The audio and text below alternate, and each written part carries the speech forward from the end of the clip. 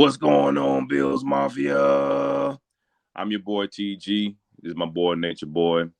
Welcome to Top Billing, and we about to get started. So, but before we get started, man, make sure you hit that subscribe, that like, that notification bell, just so you know we put out another show.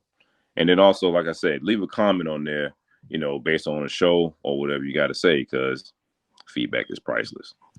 So, this show, what we're going to talk about, now that all the free agency is pretty much wrapped up for the most part, teams are getting, nickel and diamond right now to kind of finalize their rosters.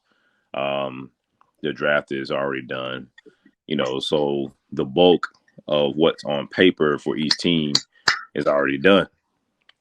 So, like what the media likes to do is speculate. Of course, we all like to speculate on how teams look going into the next season. Yeah. And, we became victim of that last season, Oh, actually, yeah. the past few years. Hype a little bit. Yeah. Really last season, man, we were based after the Von Miller signing and what we did in the draft. We was already awarded and crowned to be Super Bowl champions. Not Super Bowl contenders, Super Bowl champs. Yeah, by the media, of course. Correct. So the expectations were there, and no matter what anybody said, man, trying to, avoid the hype is seemingly impossible sometimes, and I feel, me personally, I feel like the hype kind of interfered with us during the season, because, you had Josh Allen going in. He was speculated to be better number one quarterback going into that season. MVP. Unanimous MVP above Patty Mahomes. Our defense, of course, and offense were speculated to be tops in the league, something we've never seen before.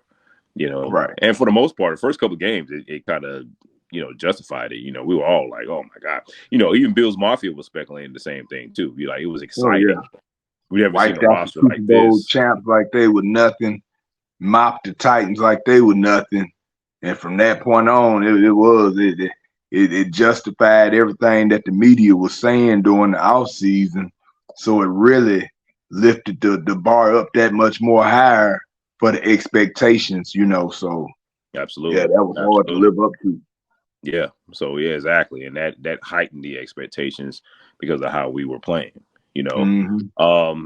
So which we're going to get into.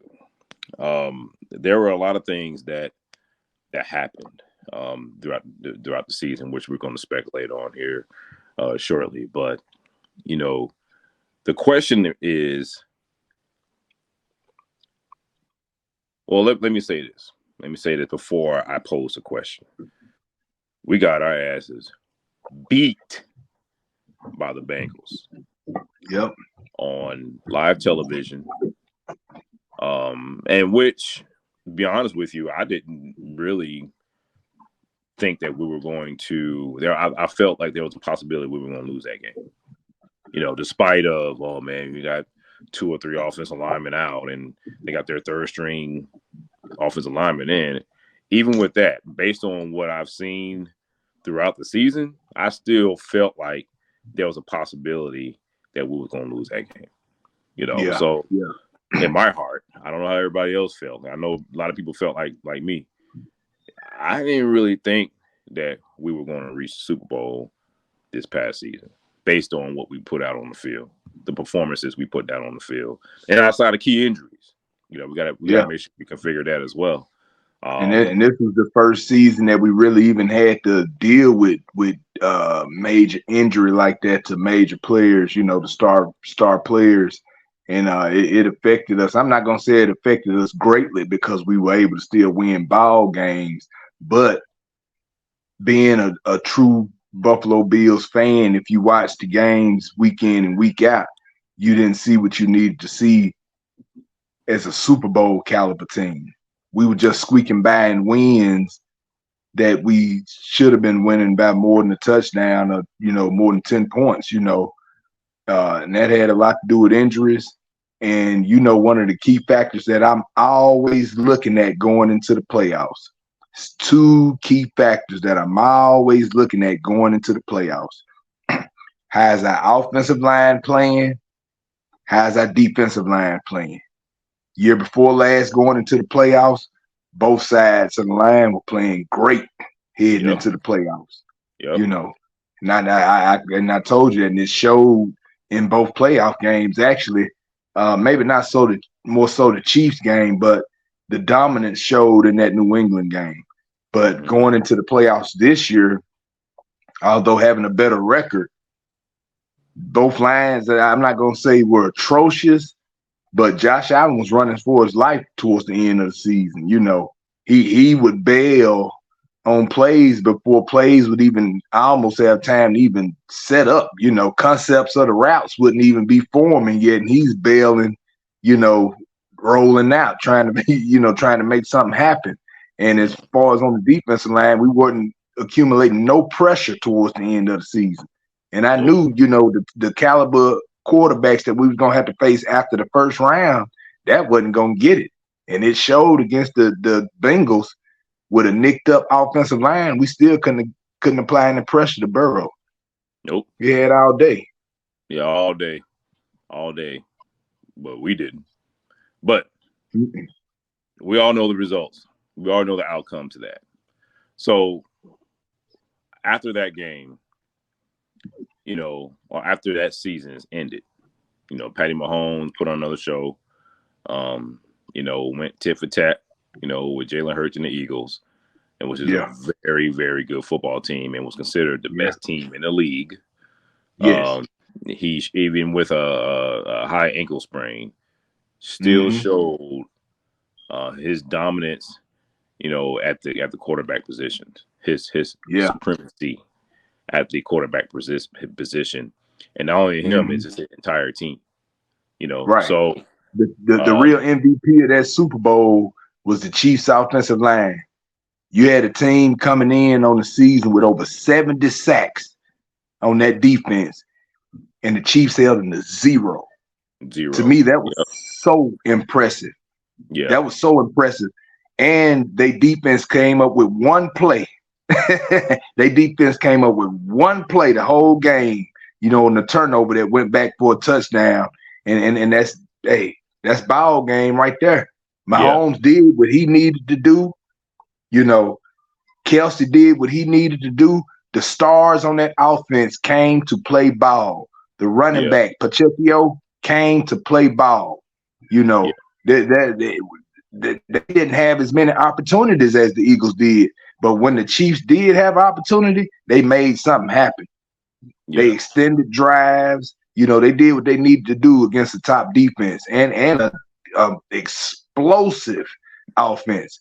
That offense made San Francisco's defense look like a B team almost. The Eagles shredded them in the playoffs, and it wasn't even close. I don't care who would have been quarterback in San Francisco that game. They wouldn't have won. They just wouldn't have won, So hats off to the Chiefs, man. But like I said, they definitely showed who's the top dog in the AFC. So that being said, after we've been crowned during the preseason already, we've been crowned already. We in the beginning quarter of the season, we showed it. Even with the loss against Miami, I'll say that. The question is, are we being disrespected going into this next season? Are we considered, because a lot of people are already saying that we're not a top 5 team.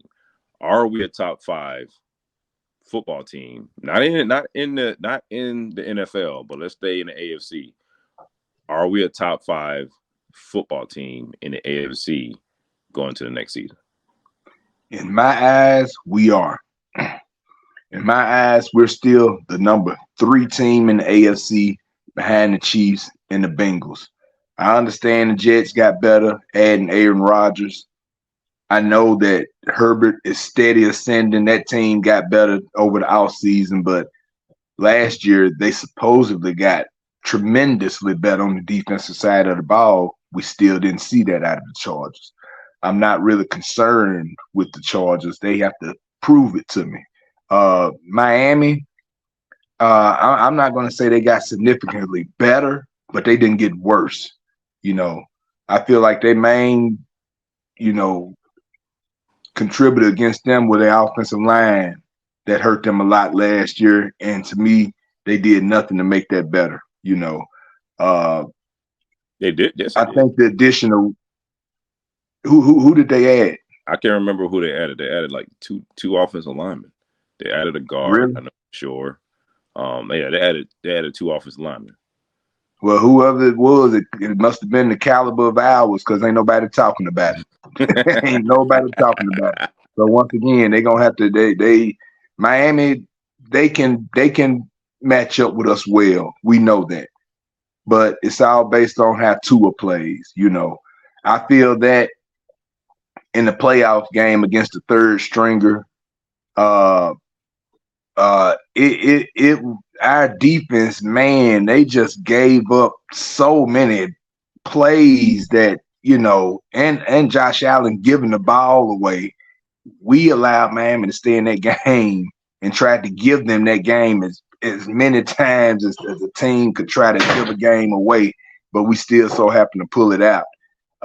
And that showed in the next game against the Bengals, of course, because we got mopped. But yeah, we have to get more cohesive on defense, and we have to take teams out that we know we could take out. We wasn't showing that dominance last year. Well, year before last, our defense were holding teams under 10 points on a regular basis, So, yeah, we just have to gel on defense, play more as a unit. I thought it was too many guys out there trying to make a play here and there. And next thing you know, you got somebody running wide open on a 3rd and 15 getting first downs. We gave up more 3rd and long first downs this past season. It was ridiculous. So let me ask you this question. So let's scrap the AFC talk for right now, just right now. What about our division? Do you think that we're worthy enough to win our division, considering what we have on paper? Yes. Like I say, we didn't get necessarily better, but we didn't get worse either. I feel like Vaughn coming back, Trey White being back almost a year removed, more than a year removed from the injury, but having some time on the field last year, he should be, a little bit more,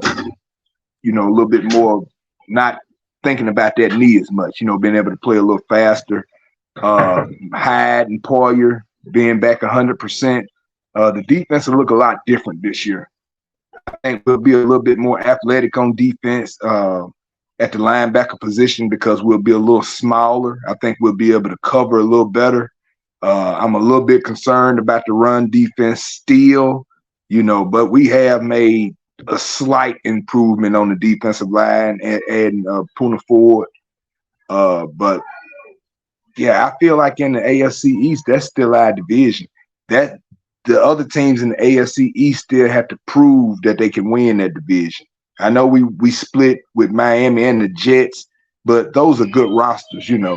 There's a good chance that we'll lose 2 games in the AFC East again this year, but I still think we'll be crowned AFC Kings again. Okay, and that's fair. I mean, we're the champ until somebody dethrone us. I don't think that we got significantly better. I think that we did address some concerns in regards to, our offensive line, where we at receiver, no big names at that. I mean, like I said, at the end of the day, you said I'd come out and play. Right. I feel that the Dolphins, in my opinion, and the Jets significantly got better. By adding another shutdown all-pro corner in Ramsey, they addressed it. Their safety void from the safety from the Detroit Lions. I can't remember his name. They added pieces at linebacker. They added pieces on their D line. That's a top 3 defense right there.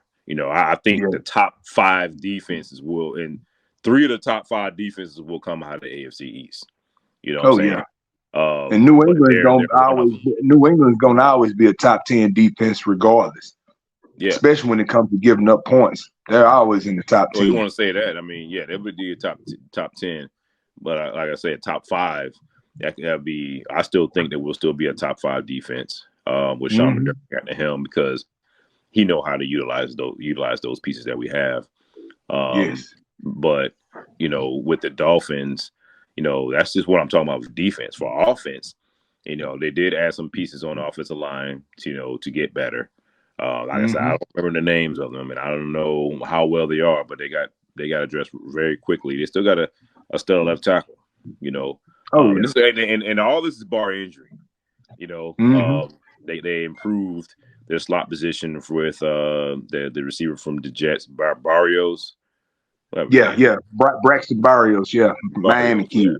yeah. So they also they might have signed another receiver. I can't remember, but you also have. I know Miami drafted a pretty speed guy, pretty fast guy in the draft that they were talking about adding some more speed to that receiving core, like they needed anymore. Yeah, I mean, hey man, you take whatever you can get, bro. Like at Oh, the yeah. end of the day, who gonna stop you? So Right. we that's a team. Honestly, I'm concerned with as well. It's the Dolphins. The Dolphins almost beat us with a third string quarterback, and people talk about that like all the time. People talk about that in significance of the Bengals game to why they feel that the Bills won't be a top 5 team in the AFC going into next year because of the struggles that we had. We barely crawled out of the game, a playoff game, where we was at home. Yeah. And third string quarterback but almost came out of there victorious. We but when I look at the numbers in that game, I could see if the third string quarterback is what kept him in the game and what was eating us alive. It was Josh Allen's play that had a lot to do with why Miami was in that game. It wasn't Skylar Thompson killing us by no means. He wasn't killing us, but he made the necessary plays to keep them in the game. You got to remember, like, I think coming out of halftime or right before halftime, he threw a touchdown. They got a touchdown. So let's not look at the numbers because I can tell you some numbers that if you look at it on paper, what we look like a stellar team during the season. We had the number 2 total offense in all the league, and we didn't play like it at all. If you're a Bills fan and you look at the Bills football, that after the quarter of the season, we struggled. Yeah. We struggled. That we barely it I put it like this. It caught up to us. Everything that we did from the end of that quarter of the season until when the Bengals exposed us, our struggles caught up to us. And like I said, we had over almost 400 yards in offense and passing. I think it was an average of 397 per game. We had over 222 yards per game in rushing on average. So we were slotted the number 2 offense in the league. And like I say, looking at the eye test, those are the numbers. But the eye test says something different, at least for me. Like Josh Allen, man, like he was part of the reason why we struggled. He made but I look at all this after the elbow injury, after the Vaughn injury, after Hyde went down. It was a lot of things that attributed to it. If there was a fully healthy Josh Allen playing the way he played, I would be more harder on him than what I am. A lot of the decisions he would make were kind of boneheaded decisions, but man, like I say, he was nicked up. That offensive line at times was atrocious. Nothing over the middle that was a presence at all. Like I said, there was a lot that attributed to it, but it was still a 13-3 team. I feel like coming in healthy, man, we'll have our chances. I hope Josh is more homed in. We have a pretty tough schedule this year away. Our away games this year, we have to go to Philly, we have to go to Cincinnati, We have to go to Kansas City. We have to go to the Chargers. And of course, we also have to play the Jets and the Dolphins at their home at one time. So out of 8 away games,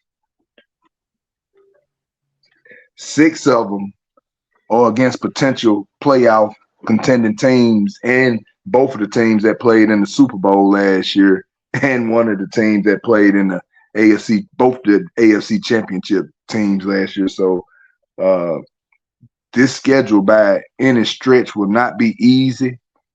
So I'm not going to say this will make it or break it year, but if we get past this and if we can get to the Super Bowl, from this, I mean, we'll shut a lot of mouths. Look, but man, it's going to be hard. Let me say something. I try to be as much of a realist that I can be. And I'm not saying I'm always right, but you and I both know that one of the things that the Bills fans do not like about Josh Allen is his decision making at times. And like you said, in that playoff game, like it's playoff football. This is about to be year 6, but during this time it's year 5.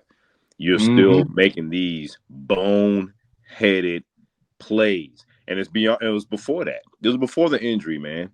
It was before the injury. So I'm not going to give the excuse on the injury like a lot of people do. He still makes bonehead decisions. Look at the Jets game. His face was so tight in that press conference. My God, you probably could have lit a match on it. But at the end of the day, he still makes bone-headed decisions. He has all the talent in the world. He is his own enemy. You know what I'm saying? He makes great plays. We love Josh Allen. But just like they criticized Dak Prescott about him being year 7, and you still making those throws that put your team in a bad situation, we can say the same thing about Josh Allen. We can say the same thing about Josh. Josh Allen led the league in turnovers last year, bro. Before coming into the season, Josh Allen was damn near undisputed champ going into the red zone. But that all changed. That faltered this season. Yeah, but you see what I'm saying? These are all the concerns. Like, he is our leader. We live and we die by Josh Allen. And that, sir, needs to change. And that shows you that he has too much on his plate. I feel like no player in the league. He wasn't ready to be that dude, bro. I don't feel like any player in the league should have to carry as much weight as Josh Allen carries, and he feels at times like he has to be this all-world game breaker for us to win ball games, and it shouldn't have to be that way.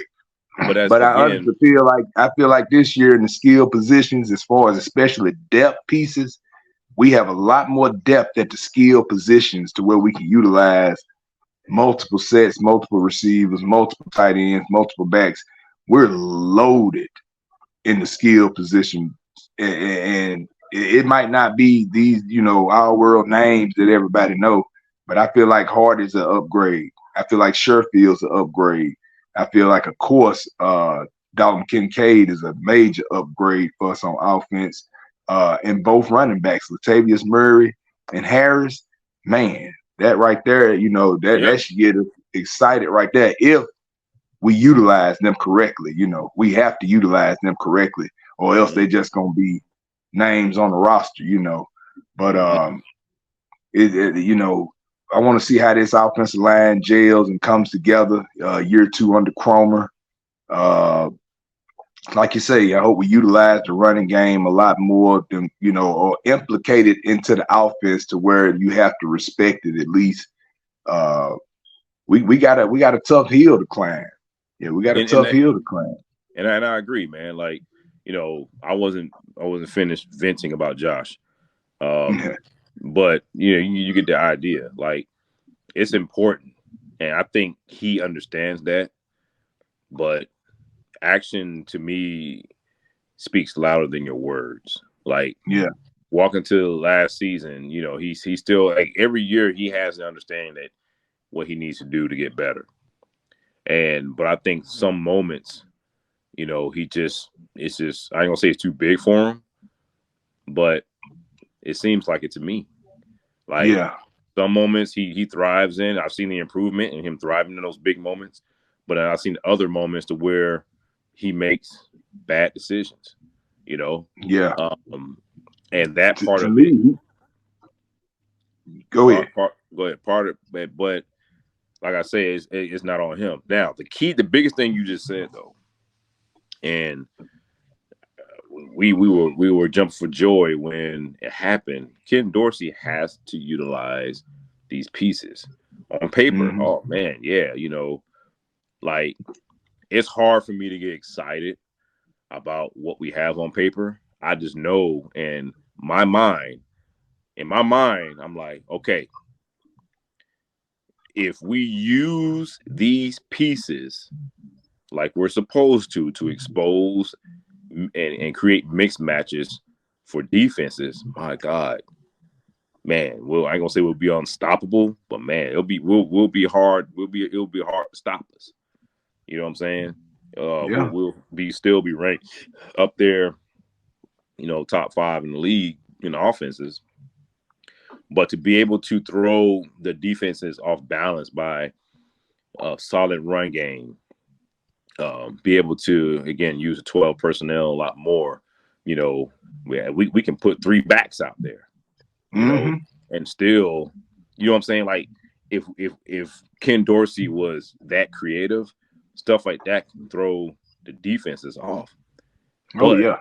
if he's still, to me, he was like Brian Daboll, B1B in as far as Brian Daboll running the offense. Right. And I was like, he's still utilizing bootlegs, quarterback sneaks, and quarterback draws, and you're not utilizing your backs, and you know what I'm saying? Right. And it's like, And you can't we're line not, up and drop back and throw it 40 yards every play. yeah, you see what I'm saying? So I'm like, as a fan, and this is where, the criticism comes on Dorsey. Like you have an opportunity to make sure that you put your name out there and you put our team like in best situations to win. Yeah. And I felt like it's just like the frustration with Diggs is like, we've struggled to execute, and we're dropping passes. We it was just like for example, during the Jets, when we played the Jets, they doubled or bracketed Diggs. Davis couldn't do nothing. No, I couldn't. Sauce was all on him, and he couldn't do nothing with him. You know what I'm saying? Yeah, that's when you expect somebody else to step up, and nobody could. Nobody did. And then again, but that's what I'm saying, man. So these are concerns that me personally I have, and I'm pretty sure other Bill fans have as well. Is that okay? How is Josh going to enter this season? And not only enter the season, how is he going to play throughout the duration of the season? Is he going to be consistent? Is he going to? As he, like I say, he can come out here with his head down and take the underdog approach, but you still got to come out here and play, bro. So the expectations of playing mistake-free ball, that should be the expectation. You know what I'm saying? Stop wanting to throw, like you said, 40 yards down the field and make big plays all the time. Like, I don't understand the mentality in that. You know what I'm saying? We see him pass up short passes all the time. All the time. And then it's like when he has to throw a short pass, he's so inaccurate throwing passes under 10 yards. It makes no sense. But you see what I'm saying, though. That's my point. So he has to change his mindset and how he's able to orchestrate this offense. And then many times we see at those RPOs, he would always take the ball out when a running back hands and keep it himself. This is the second year that he's noticeably done that for me. Second year. Or pull it out and make the pass on the RPO when the running game isn't even working. Nobody's biting on the run. Why are you throwing it back in the lap of the linebackers? He's throwing it right to the linebackers at times. There's times the running back is in front of the linebacker and he still throws it to the linebacker. It's just like, come on, man. What's going on? Is it that hard for you to throw a soft, short pass to, you have to make the gimmies. You You have have to to, make the bro. gimme passes in NFL. You have to. You have to, and create. You have to put the ball in the play, and this is what I'm saying. Like, this is what needs to improve for our offense. One other thing is you have to put the ball in the playmaker's hands. Just because James Cook runs a little flare out route, dump that thing off and let him create from that. Slants, Mm-hmm. flat routes, like you have to put the ball in your playmakers' hands. Make them get those backyards. You know what I'm Mm-hmm. saying? Number two, you know, don't feel like you have to do everything. Utilize the running game to your advantage. Be able to utilize that because it opens up during the play action. Like Mm-hmm. this is football 101. And I don't understand, like, hey, I don't understand the logic of why professionals don't understand this. And I'm just like, hey, if you be able, and the Tennessee Titans ran that to to his greatness a couple years ago. Like, Mm-hmm. until I think Derrick Henry got hurt, but yeah, before that, man, it was just running down teams, throwing. Yeah, Tannehill just dicing them up, and then that play Yeah. action, it was just work to perfection. Yeah. Leaving players running wide open. You see what I'm saying? And we have the same capabilities to do that, but we just don't trust our players. So, Right. be able to establish a sound running game. One, put the ball in your playmakers' hands. And here's number 3. Throw your receivers open. Mm-hmm. We've been talking He about this not for brag. 3 He talked years. about that being something he was working on coming in the last season, and I didn't see it at all. At all. At all. He'll drop the dimes. 1, 2, drop. Mm-hmm. Like Diggs, he's a dynamic receiver, bro. You Yeah. give him some space, he gonna make a number of guys miss. Yeah. You know what I'm saying? Yeah. He loves to do that. Yeah, what I'm saying. Yeah. He can not only just catch the ball, it's like catch, tackle, catch, out of bounds. And then when I did see Diggs run with the ball in his hands, man, I was excited. I was excited to watch. Yeah. He can't Yeah. display his speed and quickness because he only utilized that during his route running. Right. But as far as throwing them open, like, man, the guy is a dynamic receiver, and I do not blame him for feeling the way he does. Right. So, in the run game, I feel like we should have a little bit more diversity, have some creativity in the run game. You can't just turn around and hand off on zone runs all the time, or your occasional a toss play here and there. Have some creativity, have some counter plays, have some trap plays, have some, I watch other teams, even the Chiefs. The Chiefs is a high maintenance offense. They pass the ball a lot, but they have a lot of creativity in their run game. yeah.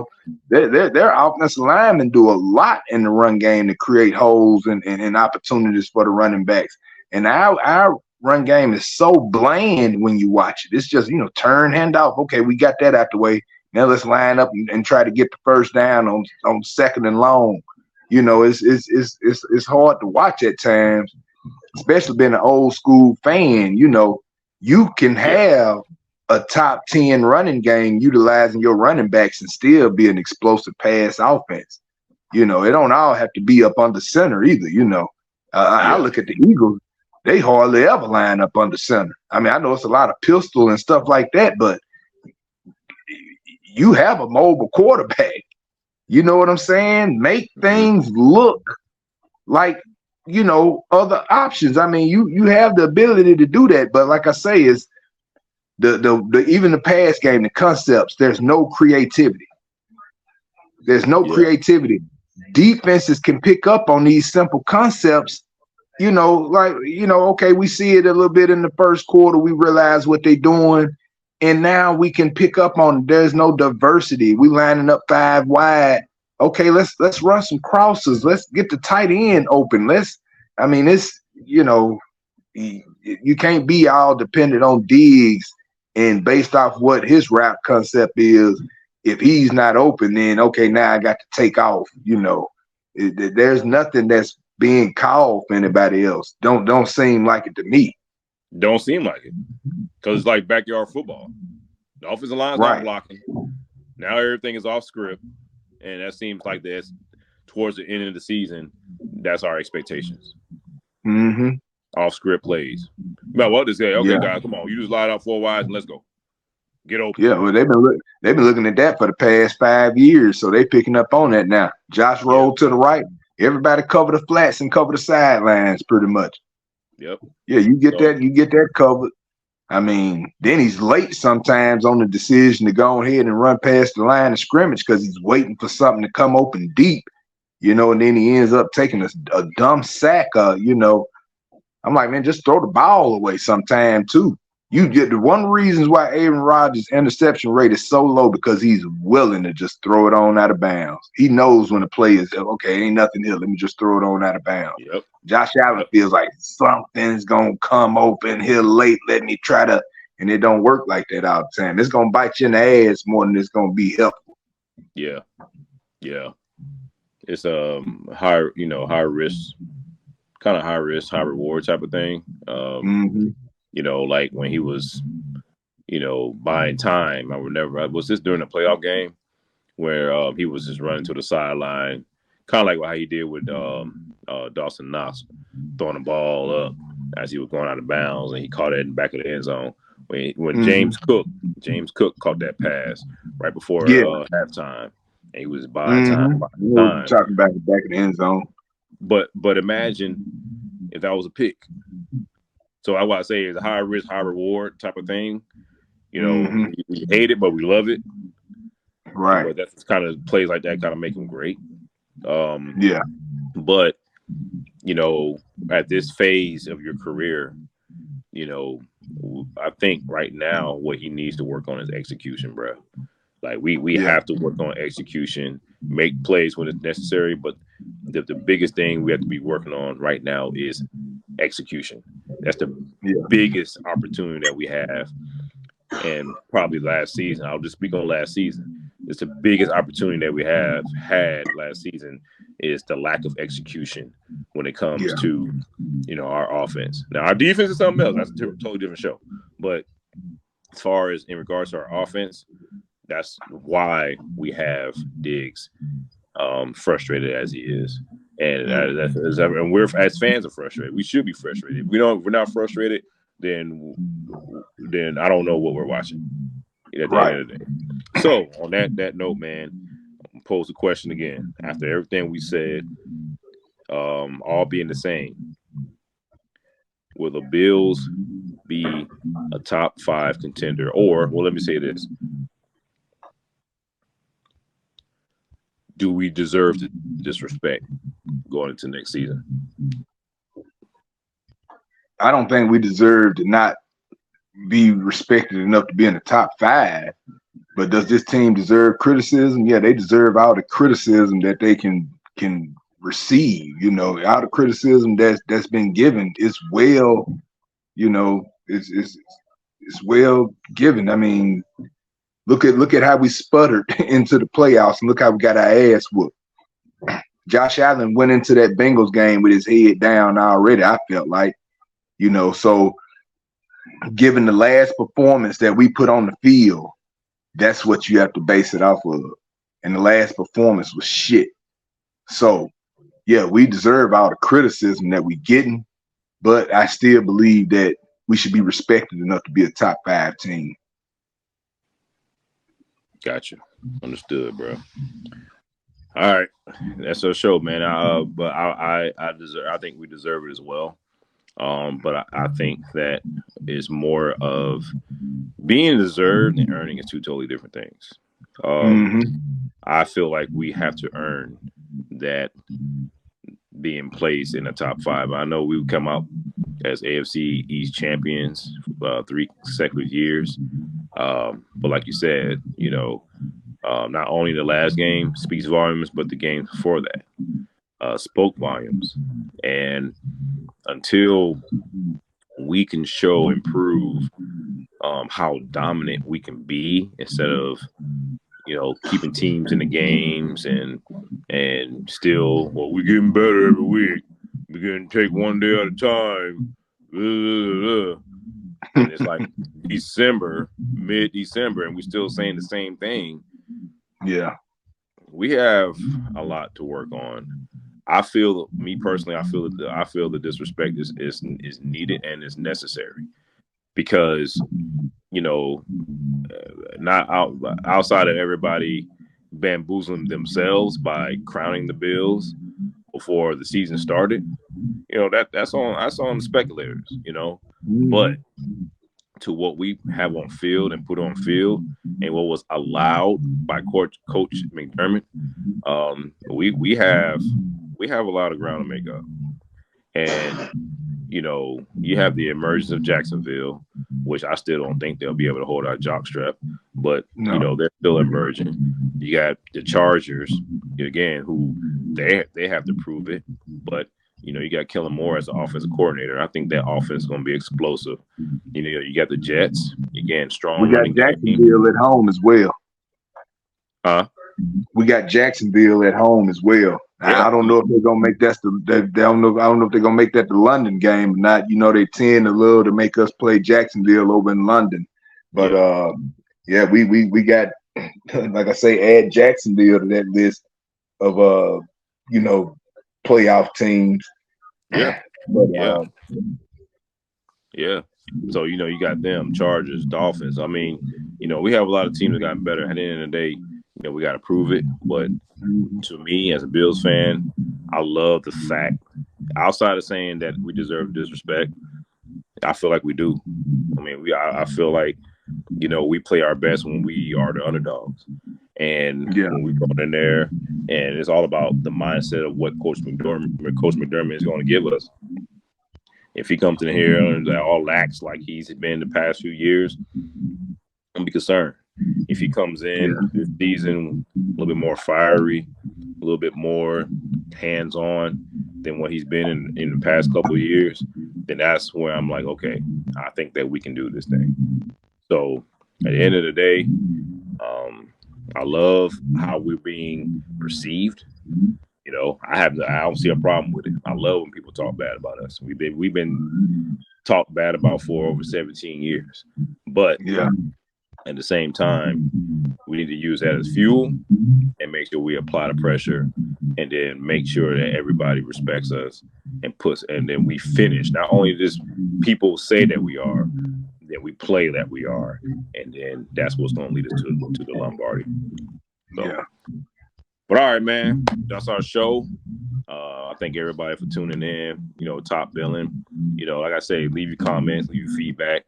Don't forget to hit that, that subscribe button, hit that notification bell. We're gonna be putting out weekly content. Again, this is your boy TG. That's my boy Nature Boy, and we out of here. Holla.